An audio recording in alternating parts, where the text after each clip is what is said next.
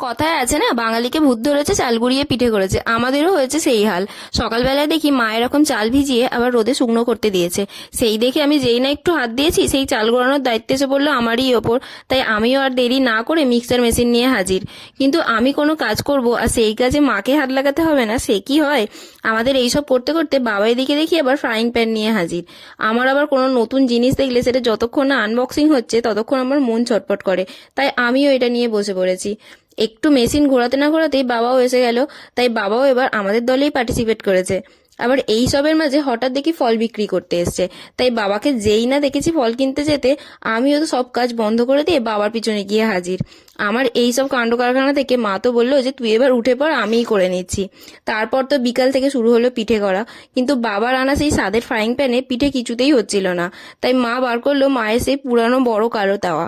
ভিডিওটা ভালো লাগলে সাবস্ক্রাইব করতে ভুলো না কিন্তু।